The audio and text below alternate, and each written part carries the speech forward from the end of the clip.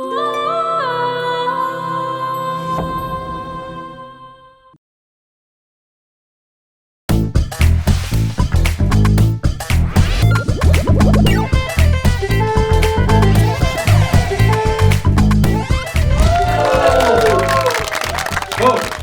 অবস্থা সবার? ভালো তো? আচ্ছা, আমি তাসনিয়া তাসিন জেনি চলে এসেছি ইগল কমেডি শোতে। সো এটা আমার প্রথম পারফরমেন্স। যাই হোক, আমার আজকের টপিকটা হচ্ছে খুবই পছন্দের, শপিং নিয়ে। সো আমরা মেয়েরা তো শপিং করতে অনেক বেশি পছন্দ করি। তো সেদিন আমি কেনাকাটার জন্য এটিএম বুথে গেলাম। তো এটিএম বুথে যাওয়ার পরে তো এটিএমের যে ক্যামেরাটা থাকে সেটা যখন আমি আমার নিজেকে দেখি তখন কেমন জানি চোর চোর মনে হয়। তো যখন এটিএম বুথ থেকে টাকা নিয়ে বের হই তখন যারে দেখি তারই চোর মনে হয়।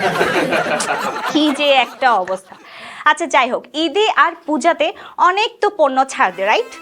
অনেক পণ্য ছাড় দেয়। এই যেমন ধরুন 1000 টাকার পণ্য মাত্র 999 টাকা। তো আমি ভাবলাম আচ্ছা বেঁচে যাওয়ার টাকা দিয়ে ওই বিশেষ ছাড় নিয়ে নেপাল চলে যাব। যে একটা অবস্থা।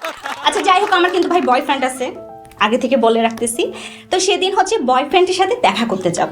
হ্যাঁ, তো দেখা করার আগে আমি অনলাইন থেকে একটা ড্রেস অর্ডার দিলাম। আরে দেখা করার আগেই তো ব্রেকআপ হয়ে গেছে। আচ্ছা যাই হোক, তো আমার এদিকে হচ্ছে বান্ধবীর মনটা অনেক বেশি খারাপ। তো আমি বললাম যে দোস্ত কি হয়েছে, তোর মন খারাপ কেন? তো সে বলে কি, আরে বলিস না, সেদিন ট্যাক্সি পাতিলওয়ালাকে পুরাতন জামা কাপড় দিয়ে যে পাতিলগুলো নিছিলাম না, অনলাইনে অর্ডার করে দেখি সেই প্যান্টগুলাই ফেরত আসছে। আচ্ছা, এদিকে হচ্ছে আমার বান্ধবী অনেক বেশি শপিং করে, সে অনেক শাড়ি কিনতে পছন্দ করে। তখন সে তার জামাইকে বলতেছে আমাকে এতগুলা কিন্তু শাড়ি কিনে দিতে হবে, এরকম একটা অবস্থা। তো তখন তার জামাই বলে তোমার তো শাড়ি অনেক আছে, এগুলো পরো না। তো তখন সে বলে যে না না, এগুলো হচ্ছে মহল্লার সব মানুষ দেখে ফেলছে, এখন শাড়ি পাল্টাইতে হবে। তখন তার জামাই অনেক চিন্তা করে বলে আচ্ছা আমার মনে হয় শাড়ি না, ওই মহল্লাটা পাল্টাই দাও। তো আমি সেদিন দোকানে গেলাম শপিং করতে, দেখি আমার পিছন পিছন একটা মহিলা আসতেছে। তো দোকানদার ওই মহিলাটাকে দেখে বলে আপা আপনি প্রথমে কি নিবেন? তো তখন মহিলাটা বলে আমি 10-12টা সেলফি নিব। এই একটা অবস্থা। আচ্ছা, আজকাল মেয়েরা কিন্তু শপিং করতে চায় না, এটা রাইট? তারা কিন্তু শপিং করতে চায় না। তারা কি করে, শপিংয়ে গেলে ড্রেস কিনবে না, ট্রায়াল রুমে যেয়ে 10-12টা ড্রেস ট্রায়াল দিয়ে ছবি তুলে ফেসবুকে আপলোড দিয়ে বলবে গাইস নিউ ড্রেসটা কেমন হয়েছে। এটা করতে যে আমার বান্ধবী ধরা খাইছে। তো ফেসবুকে সে নতুন ড্রেস পরে ছবি দিছে, বলছে যে নিউ ড্রেসটা কেমন হয়েছে গাইস। তো সেখানে সেই দোকানদার ওই পোস্টে কমেন্ট করছে আপা 200 টাকা বাড়াই দিলে ওই ড্রেসটা আপনারই হইতো। কি যে একটা অবস্থা। আচ্ছা, সব দোকানদার কিন্তু ভালো হয় না, কিছু কিছু দোকানদার একটু দুষ্টও হয়। যেমন হচ্ছে সেদিন আমি শাড়ি কিনতে গেলাম, অনেক শাড়ি দেখছি, পছন্দ হচ্ছে না। তো একটা শাড়ি আমার পছন্দ হয়েছে। তো এরপরে আমি দোকানদারকে বললাম যে ভাইয়া এই শাড়িটার দাম কত? তখন দোকানদার বলল আপা 5টা কিস। তো আমি তখন বললাম যে আচ্ছা ঠিক আছে 5টা কিস, আপনি শাড়িটা প্যাকেট করে দেন, দামটা আমার দাদি এসেই দিয়ে যাবে। এই হচ্ছে অবস্থা।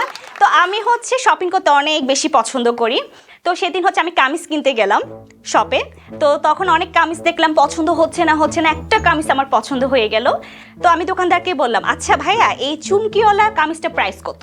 হ্যাঁ, তো তখন দোকানদার বলল আপা এটা কামিজ না, তো এটা হচ্ছে নিউ স্টাইলের চুমকির পাঞ্জাবি।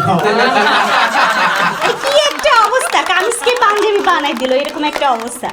আচ্ছা যাই হোক, বয়ফ্রেন্ডের প্রসঙ্গে আবার চলে আসি। ছেলেদের অনেক মন ভেঙে গেছে। আচ্ছা যাই হোক, তো আমি আমার বয়ফ্রেন্ডকে নিয়ে শপিংয়ে গেলাম। তো শপিংয়ে যাওয়ার পরে সে হচ্ছে তার টুপিটা মাথায় হচ্ছে না, অনেক টুপি দেখতেছে। যাই হোক, তো 20 মিনিট পরে দোকানদার এসে বললো যে ভাইয়া এই টুপিটা দেখেন, এটা আপনার জন্য একদম পারফেক্ট। তখন আমার বয়ফ্রেন্ড বলতেছে আরে ভাই এটা পরেই তো দোকানে আসছি। আচ্ছা, সেদিন হচ্ছে আমার মায়ের জন্য 3000 টাকা দামের একটা শাড়ি কিনে নিয়ে গেলাম। তো মা বকা দিবে বলে আমি আমার মাকে বলছি যে শাড়িটার প্রাইস হচ্ছে মাত্র 1000 টাকা। তো আমার মা দেখলাম যে কিছুক্ষণ পরে এসে 3000 টাকা আমার হাতে দিয়ে বলল আচ্ছা শোন না, এই শাড়িগুলো বুঝছো পাশে পাশে ভাবিকে দেখাইছি, অনেক বেশি পছন্দ করছে, যা তো আবার 3টা শাড়ি কিনে নিয়ে আইতো। মানে সত্য বললেও দোষ, মা দেখে মিথ্যা বললেও দোষ, এরকম একটা অবস্থা। আচ্ছা যাই হোক, আমি মেয়েদেরকে একটা টিপস দিচ্ছি, সেটা হচ্ছে সহজে কিভাবে টাকা ইনকাম করা যায়। পজিটিভলি বলি।